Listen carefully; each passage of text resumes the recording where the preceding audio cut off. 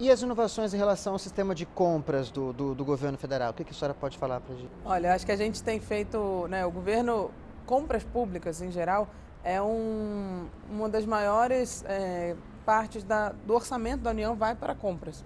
E a gente sabe que isso gera, então, um poder indutor do Estado gigantesco, né? Como ele utilizar esse poder de compra de forma melhor? Né? Seja para, por exemplo, melhorar a própria sustentabilidade, né? Como é que eu compro de uma maneira sustentável? A gente está discutindo isso. Outro dia o pessoal da Embratur me ligou porque eles queriam fazer um stand do Brasil só de sustentável e muitas vezes a nossa lei de licitações não permitia que eles comprassem copos de papel, por exemplo, que só tinham copos de plástico, porque copos de papel é um pouco mais caro. Então tem coisas básicas, né, de como é que a gente faz compras sustentáveis. A gente está fazendo um projeto grande agora de pensar isso. E também produção local no Brasil, né? Como é que eu induzo a produção local? O presidente Lula tem falado muito sobre o acordo União Europeia-Mercosul, de que a gente não pode abrir mão de um instrumento de política pública que são as compras. Né? Então a gente tem, dentro do Ministério, na Secretaria de Gestão, uma área de compras importantes. A gente tem um sistema o chamado Compras Gov, onde são, né, você tem uma plataforma para juntar as compras do governo, dá mais transparência, garante também maior integridade nos processos. Unifica as compras. Unifica as compras e a gente ganha escala. A gente tem a central de compras dentro do Ministério da Gestão, que foi, a central de compras foi feita no final do governo Dilma, ali, na verdade, em 2014, não tanto no final, né, 13, 14, para pensar grandes compras centralizadas. Então, ele é um embrião desse modelo de serviços compartilhados.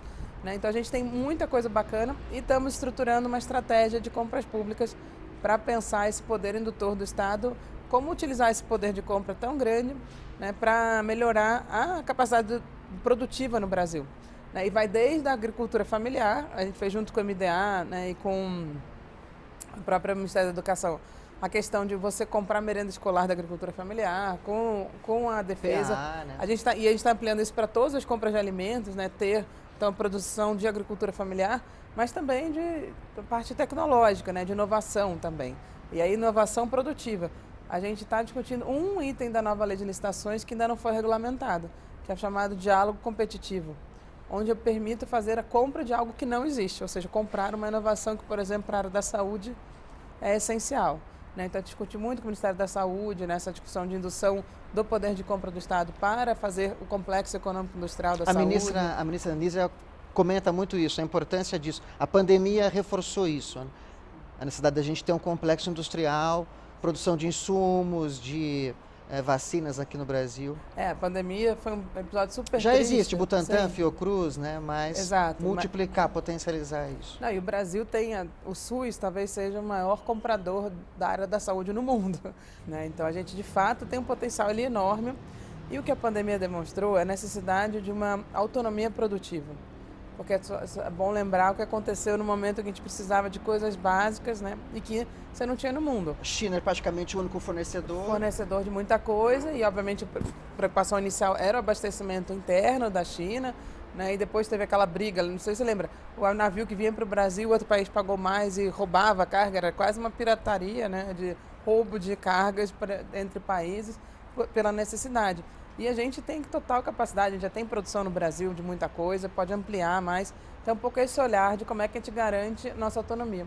E eu acho que esse processo, né, infelizmente, já desde a crise de 2008, mas com a pandemia, se reforçou essa necessidade do Estado, ele não pode ser algo que você liga e desliga. Né, a gente fala muito isso. Vai funcionar como uma empresa. Exatamente, tem que funcionar como uma empresa. A gente está fazendo dentro do Ministério uma parceria com o Instituto da Mariana Mazzucato, que é uma pessoa que tem pensado muito isso, né, justamente para como é que a gente reforça essa capacidade do Estado de atuar e de forma cada vez melhor para o cidadão, porque o nosso foco realmente é a política pública para o cidadão brasileiro, claro, quem estiver morando no Brasil, claro. Poder se aproveitar e ter boas políticas públicas e enxergar nisso algo positivo, né, e não um pouco essa tentativa de demonizar o papel do Estado.